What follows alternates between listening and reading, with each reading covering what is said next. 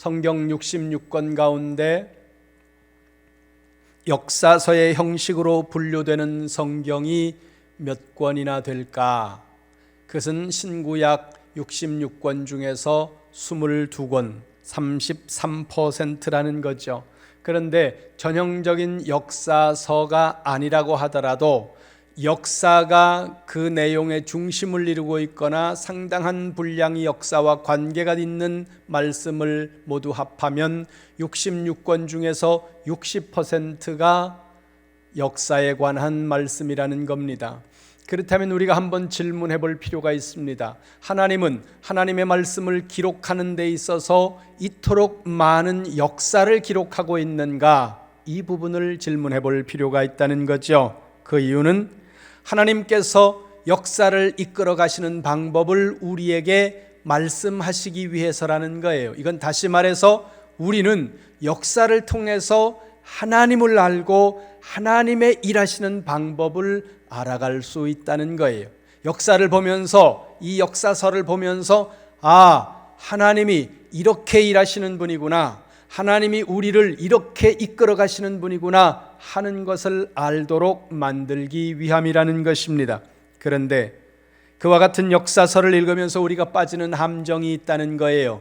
그것은 역사의 중심에는 항상 그 역사를 주도해 나가고 있는 인물이 있다는 거죠. 그래서 우리는 그 역사를 주도해 나가고 있는 스토리 속에 있는 인물에 과도하게 집중하는 함정에 빠진다는 것입니다. 하나님이 그 중심에 있는 인물을 사용하시는 것은 아주 명확합니다. 때로 역사를 주도해가는 어떤 인물을 통해서 우리가 도전을 받고, 그리고 그 인물을 통해서 우리에게 주는 메시지와 교훈이 분명히 있습니다. 그럼에도 불구하고 우리가 놓치지 말아야 할 궁극적인 것은 그 역사를 이끌고 가시는 하나님을 놓치지 말아야 된다는 거죠.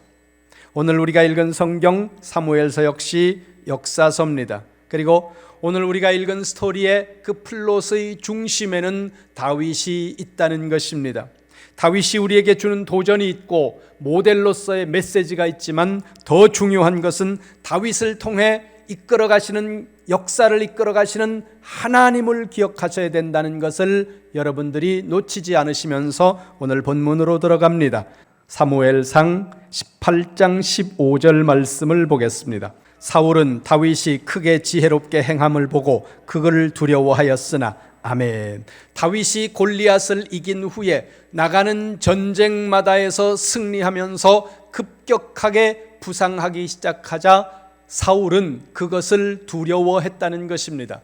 그래서 사울은 다윗을 죽이라는 명령을 내리게 됩니다. 19장 1절로 갑니다. 사무엘상 19장 1절 같이 봅니다. 시작. 사울이 그의 아들 요나단과 그의 모든 신하에게 다윗을 죽이라 말하였더니 사울의 아들 요나단이 다윗을 심히 좋아하므로 아멘. 사울은 자신의 아들 요나단과 그의 신하들에게 다윗을 죽이라고 명령했지만 그의 아들 요나단이 다윗을 자기 목숨처럼 사랑한 거예요. 그래서 이 요나단은 아버지가 죽이려고 하는 이 다윗이 도주할 수 있도록 도주의 통로를 열어주고 도움을 제공했다는 겁니다. 그렇게 도피를 하던 다윗이 사무엘상 21장 1절에서는 아둘람 굴로 도망했다고 지난주에 보았던 말씀입니다. 보겠습니다. 사무엘상 22장 1절입니다. 시작.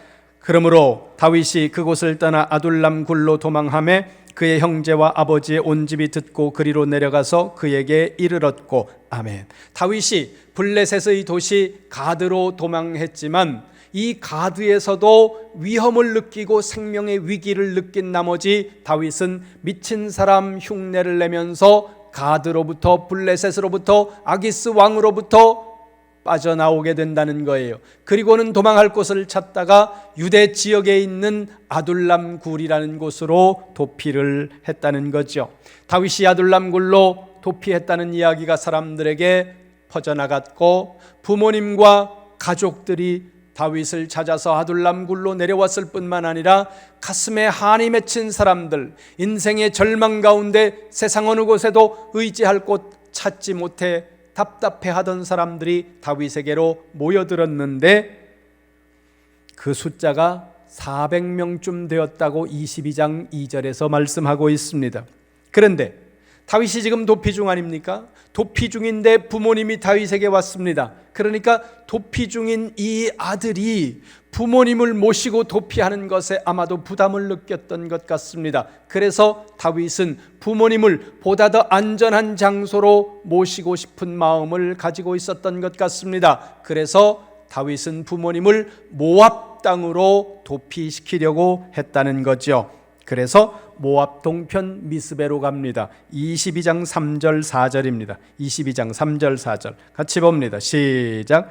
다윗이 거기서 모압 미스베로 가서 모압 왕에게 이르되 하나님이 나를 위하여 어떻게 하실지를 내가 알기까지 나의 부모가 나와서 당신들과 함께 있게 하기를 청하나이다 하고 부모를 인도하여 모압 왕 앞에 나아갔더니 그들은 다윗이 요새에 있을 동안에 모압 왕과 함께 있었더라. 아멘.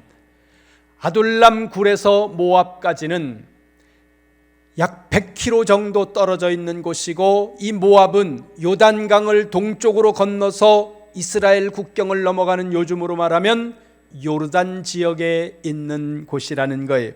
부모님을 그렇게 모압 땅으로 피신시키고 다윗은 어느 요새에 머물고 있었다는 겁니다.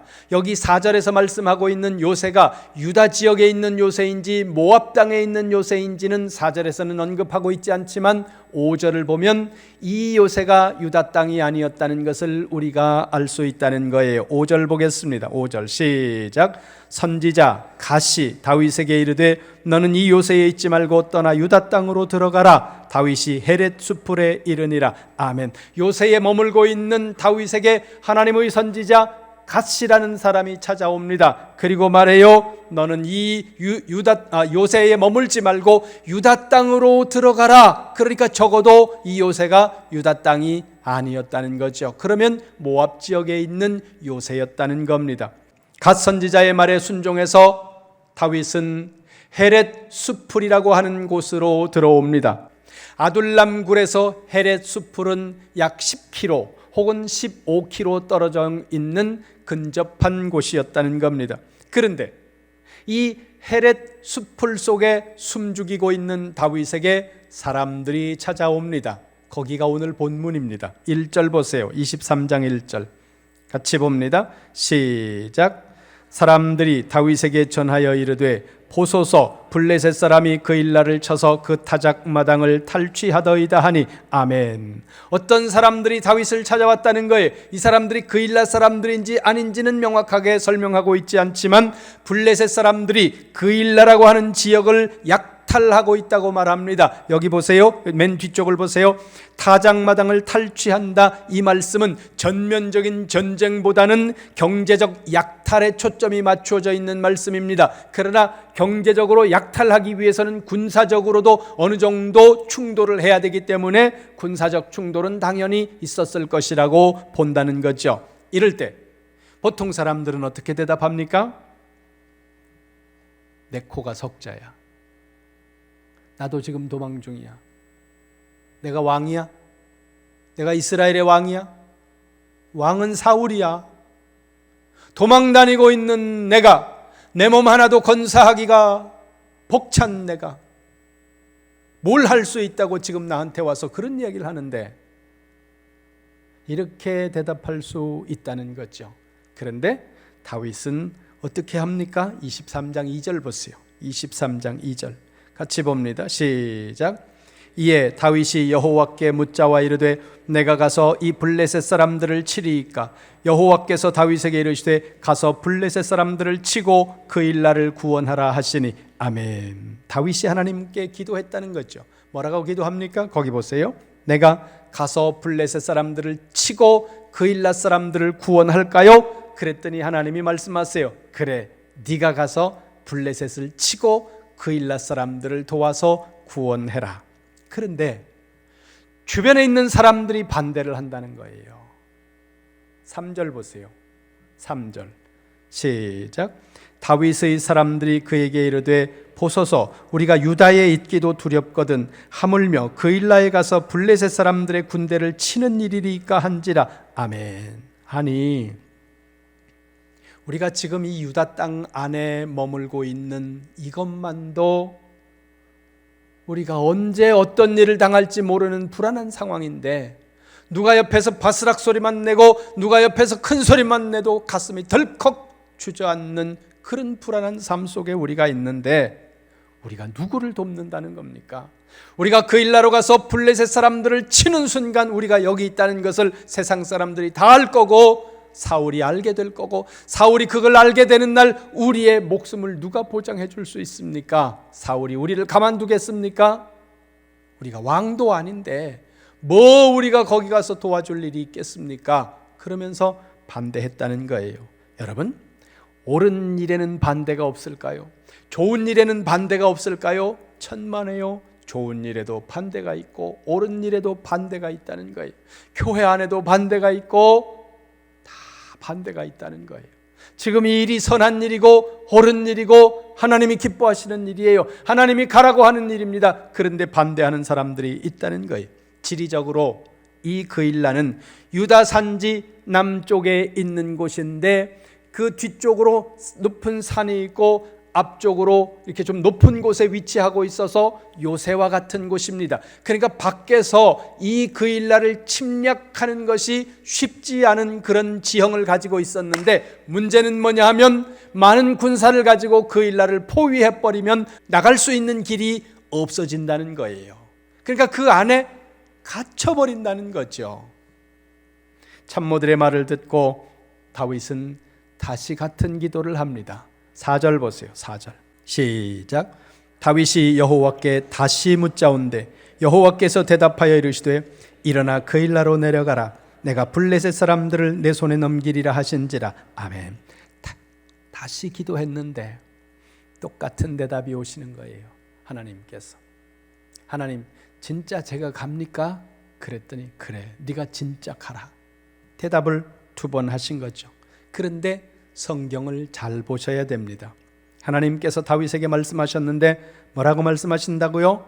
블레셋으로 가서, 그일라로 가서 블레셋을 쳐라. 내가 블레셋 사람들을 네 손에 붙일 거다. 뭐예요? 블레셋과 전쟁하면 이길 거라는 거예요. 좋아요. 그런데 잘 생각하세요. 지금 이 사람들의 관심이 뭐예요? 반대하는 사람들의 관심이 뭐예요? 그일라를 구원할 수 있느냐 없느냐, 블레셋과 싸워 이길 수 있느냐 없느냐, 거기에 관심이 있는 게 아니에요. 뭐에 관심이 있습니까? 자신들의 안전에 관심이 있는 거예요. 블레셋을 쳐서 이겼다고 합시다. 우리가 그일라를 도와줬다고 합시다. 그 다음에 우리는 어떻게 할 건데요? 그 다음에 우리에게 찾아오는 위험은, 그건 어떻게 할 건데? 그런데 하나님이 거기에 대해서 대답을 안 하셨다는 거예요. 이게 우리의 고민이고 딜레마라는 겁니다. 이 말씀을 목회자들에게 한번 적용을 해보겠습니다. 대부분의 목회자들은 내가 하나님 앞에서 목회자로 부름받았는지에 대한 것을, 하나님이 나를 부르고 계신 것인지에 대한 그 확증을 찾기 위해 무단히 하나님 앞에 기도하고 또 기도하고 고민하고 다양한 방법들로 하나님이 나를 부르셨는지에 대한 것을 확인하려고 한다는 거예요. 그리고 하나님이 나를 부르셨다는 그 확신이 들면 목회의 길로 들어가는데, 그런데 목회자로 부름을 받은 그 목사님들의 목회가 다 자신이 계획하고 꿈꾸던 목회가 되지는 않는다는 겁니다. 여러분, 한국교회의 현실이 어떤지 아십니까? 어떤 분들이 발표한 통계에 보니까 한국교회의 85%가 주일날 50명이 안 모이는 교회라는 거예요. 50명 이상이 모이는 교회는 한국교회 그 많은 교회 중에 15%밖에 안 된다는 겁니다. 그렇다면 수많은 교회가 어려운 가운데 있다는 거죠. 그러면 그분들이 그 어려운 걸 생각하고 기대하고 그리고 그 목회를 왔을까?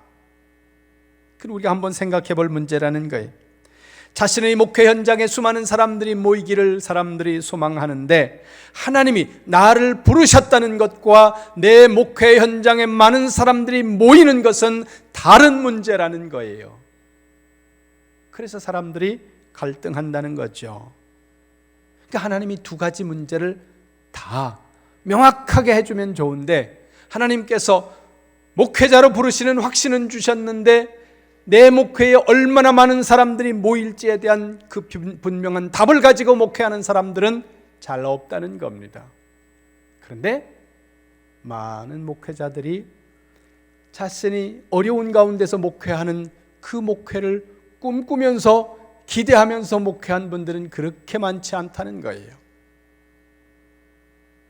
자신이 게을르기 때문에, 나태했기 때문에, 직무를 태만히 했기 때문에 목회가 성장하지 않고 교회가 어려운 것이라면 그것은 회개해야 할 문제입니다. 그러나 최선을 다하고 몸이 부서져라 열심히 했음에도 불구하고 교회가 그 모습이라고 한다면 그것은 비난받을 일이 아니라는 거죠.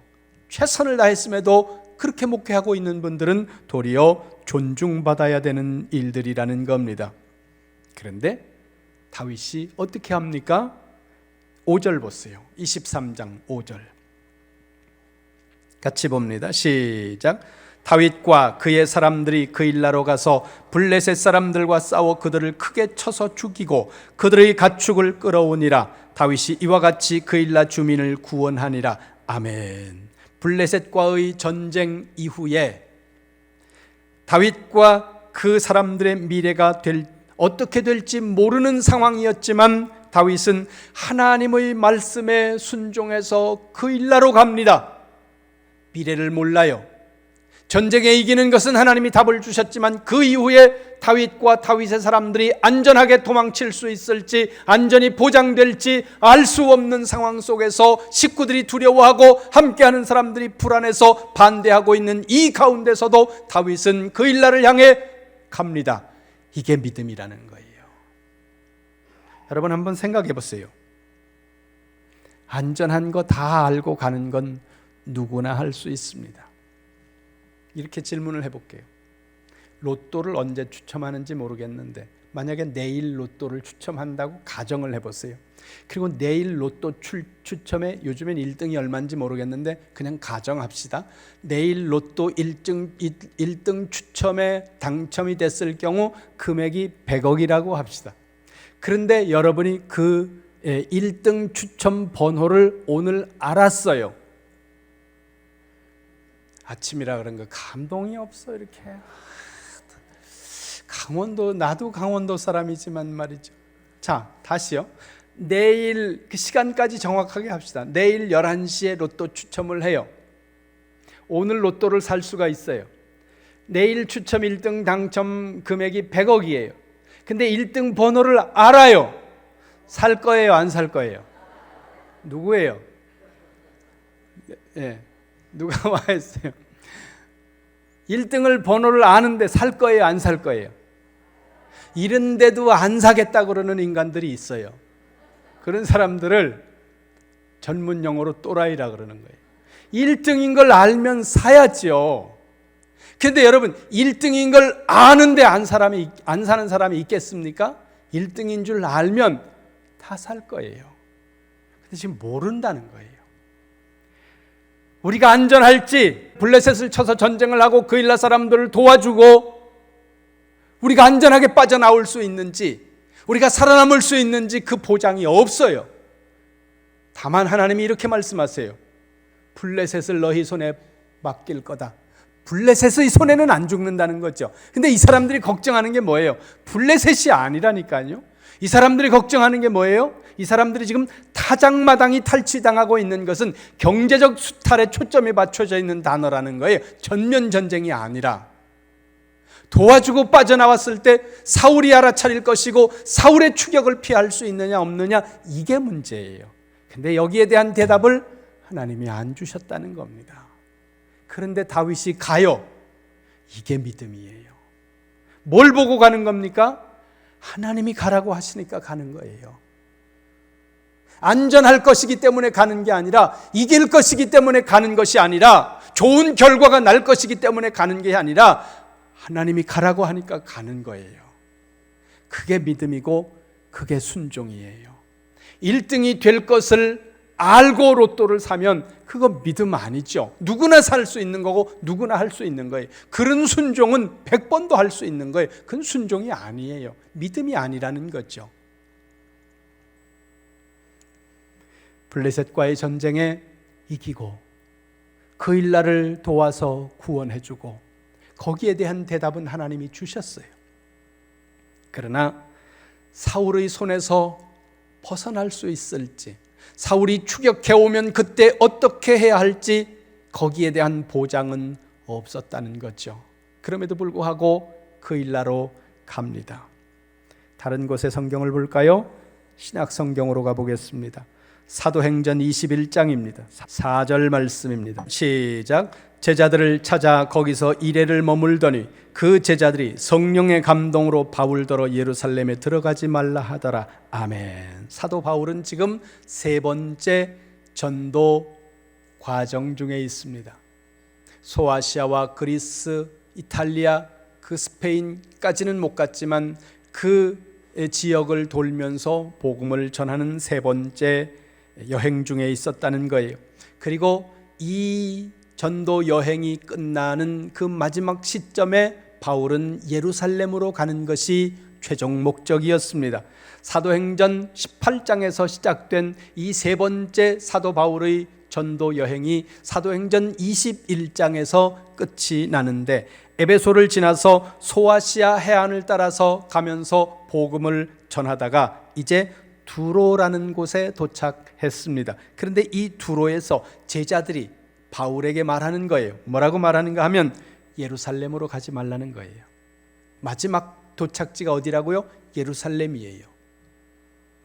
근데 사람들이 거의 끝나가는 시점에 말하는 거예요. 그냥 말하는 게 아니라 성령의 감동으로 말하고 있는 거예요. 예루살렘으로 가지 마세요. 왜? 위험하기 때문이라는 겁니다. 그뿐만이 아니에요. 바울이 이제 팔레스틴 땅에 도착을 했다는 거죠. 8절에 보니까 가이사랴에 도착했다 이렇게 말합니다. 가이사랴는 팔레스틴 지역에 있는 지중해 연안의 아름다운 도시입니다. 그 도시에 한 사건이 일어난다는 거죠. 거기 가이사랴에서 바울은 빌립이라고 하는 사람의 집에 머물고 있었습니다.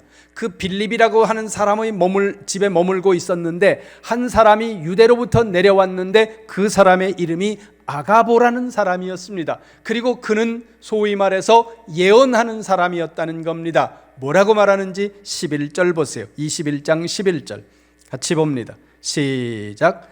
우리에게 와서 바울의 띠를 가져다가 자기 수족을 잡아매고 말하기를 성령이 말씀하시되 예루살렘에서 유대인들이 이같이 이 띠 임자를 결박하여 이방인의 손에 넘겨주리라 하거늘. 아멘.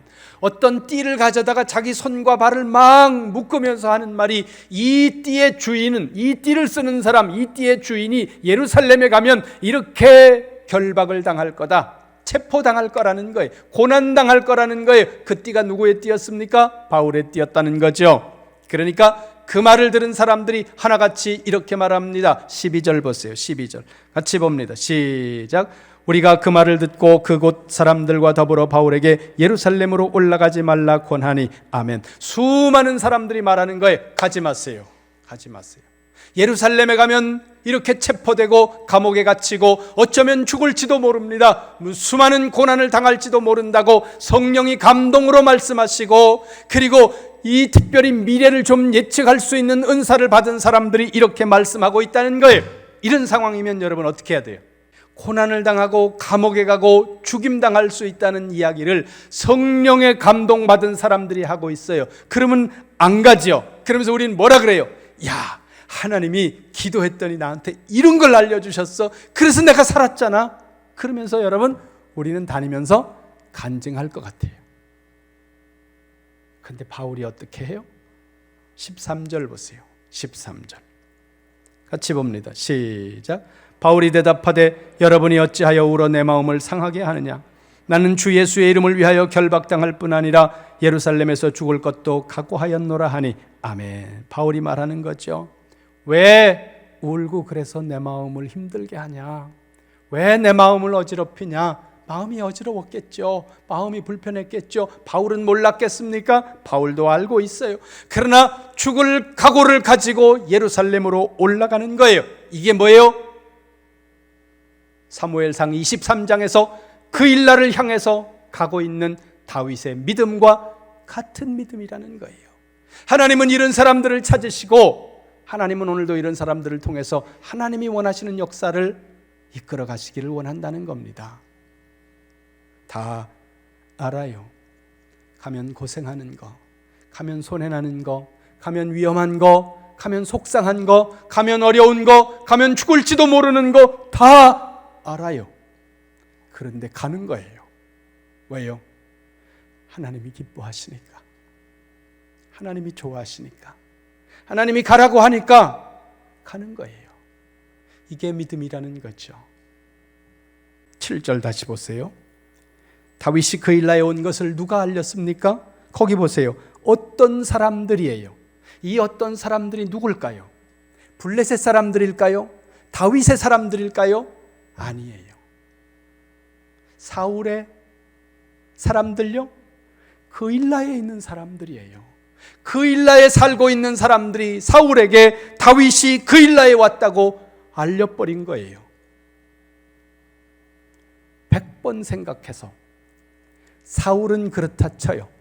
사울은 이미 제정신이 아니니까. 그런데 그 일라 사람들이 어떻게 이럴 수 있어요? 왕도 아닌 다윗이 도망하고 있는 중인데 왕도 돌아보지 않는 그 일라에 와서 블레셋 사람들을 쳐부수고 무찌르고 쫓아내고 이 그 일라 사람들이 안전하게 살 수 있도록 도운 사람 구세주 아니에요? 그가 다윗 아닙니까? 그런데 어떻게 이럴 수 있어요?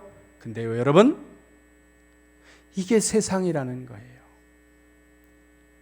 여러분 살다 보면 여러분들이 가끔씩 그래요. 목사님, 아니 어떻게 사람이 그럴 수 있습니까? 여러분, 일어났다면 그럴 수 있는 일이에요. 세상에 그런 일은 많습니다. 너무너무 속상하고 환장하고 싶은 그런 일들이 우리 사이에, 우리 관계 속에서 일어나면 안 되는데 일어난다는 거죠. 12절로 가보세요. 12절 시작. 다윗이 이르되 그 일라 사람들이 나와 내 사람을 사울의 손에 넘기겠나이까 하니 여호와께서 이르시되 그들이 넘기리라 하신지라. 아멘. 사울이 정보를 입수하고 그 일라를 포위하는 작전을 쓰려고 합니다. 그때 다윗이 하나님 앞에 기도해요. 거기 보세요. 12절. 하나님, 그 일라 사람들이 나를 사울의 손에 넘길 것 같습니까? 그랬더니 하나님이 뭐라고 말씀하세요? 그 일라 사람들을 내가 이렇게 도와줬는데 저 인간들이 나 배신하고 사울 편에 붙을까요? 그랬더니 하나님이 말씀하는 말씀이 걔네들이 너 배신해, 이렇게 말씀하고 있다는 거예요. 다윗의 마음속에 설마 하는 기대가 있었던 것 같아요. 설마 이렇게까지 했는데, 이렇게까지 도왔는데, 내가 지를 위해서 이렇게 수고했는데 나한테 설마 그럴까? 그런데 그 설마가 사람을 잡아요. 그런 일은 일어난다는 거죠. 12절 끝부분을 보세요. 그 일라 사람들이 너를 넘기리라. 그 일라 사람들이 다윗을 배신하고 사울 편에 붙을 거라는 거예요. 그것도 한 사람이 그러는 것이 아니라 그 사람들이 그럴 거라는 거예요. 여러분, 이게 세상이에요. 이게 사람들이에요. 무슨 말씀입니까? 이런 일 당할 때 너무 당황하지 말라는 거예요. 억울한 일 당할 때 동동 발구르면서 팔딱팔딱 뛰면서 마음속에 분노의 칼을 휘두르지 말라는 거예요. 왜요? 인간사 세상에 이런 일은 부지기수로 일어나요. 다른 사람한테 일어나는 일이 당신한테 안 일어날 것 같습니까? 오늘 본문 찬찬히 읽어보세요. 다윗이 기도합니다. 하나님, 내가 블레셋을 이길 수 있을까요? 이길 거야. 그럼 블레셋 그 일라 사람들이 나를 배신할까요? 너 배신할 거야. 그런데 그 일라로 가. 이렇게 지금 주님이 말씀하고 있다는 겁니다. 그일라 사람들의 배신으로 인해서 다윗은 또다시 정신없이 도망을 쳐야 하고 15절에 보니까 10광야 숲속으로 도망을 갑니다. 그러나 다윗의 입에서 단 한마디의 불평도 나오지 않습니다. 내가 그들한테 어떻게 했는데, 내가 너희들한테 어떻게 했는데 어떻게 이럴 수 있어? 하나님, 내가 순종했는데, 내가 믿음으로 하나님 앞에 헌신했는데 하나님 나한테 어떻게 이러실 수 있습니까? 일체의 말이 없습니다. 그냥 또 도망자의 길에 오르는 거죠. 여러분, 여러분의 그일라는 어디입니까? 헨리 나우엔이라는 분이 있습니다. 운디드 힐러라는 유명한 책을 썼는데, 이분은 가톨릭 사제이자 하버드의 교수였습니다. 근데 이분의 신학에는 제가 동의하지 않습니다. 그러나 많은 분들이 이분의 삶을 대단히 존경하는, 20세기에 존경받는 몇 되지 않는 그런 한 인간으로 존경받는 그런 분인데, 이분이 이렇게 글을 썼습니다. 한 문장 읽어볼 테니 들어보세요. 세상의 역사는 높은 곳을 향한다. 그러나 하나님의 역사는 낮은 곳을 향한다. 하버드 교수라는 것을 사임을 하고 장애인 단체에 가서 장애인들을 섬기는 일을 위해 하버드 교수직을 내려놓고 장애인 단체 속에 들어가서 봉사활동을 노년에 하신 분이에요. 살 곳을 찾지 말고 죽을 곳을 찾으시기 바랍니다. 누군가 나를 대접해 줄까? 대접받을 사람을, 나를 대접해 줄 사람을 찾지 말고 여러분이 오늘 누구를 섬겨야 할 것인가를 찾으시기 바랍니다. 그리고 하나님이 기뻐하시는 일이라면 그 이후에 나에게 어떤 일이 올 것인가, 이것이 유익이 될까, 손해가 될까, 내게 아픔이 될까, 그렇지 않을까, 그것 따지지 말고 하나님이 기뻐하시는 일이라고 확신이 되면 사람을 살리고 세우는 일에 여러분 자신을 한 번쯤 던져보시기 바랍니다. 인생 살면서 무엇에 여러분 70년, 80년을 뭐에다가 던질 거예요? 한 번쯤 하나님의 말씀에 여러분의 인생을 한 번쯤 던져봐야 되지 않겠습니까? 다윗을 향해 그일라로 올라가라 말씀하시는 하나님, 블레셋을 이길 것이라는 거 확실히 알고, 그리고 그일라 사람들이 배신할 것이라는 거 아는데 그 이후에 어떻게 될지에 대한 보장을 주시지 않으신 채 다윗을 향해 말씀합니다. 그일라로 가라. 오늘 우리를 향해서도 동일하게 말씀합니다. 그일라로 가라. 여러분, 내일이 보장되지 않은 도망자, 이 도망자의 믿음, 그일라로 가고 있는 이 다윗의 믿음, 다시 묻습니다. 지금 여러분은 어디로 가고 있습니까?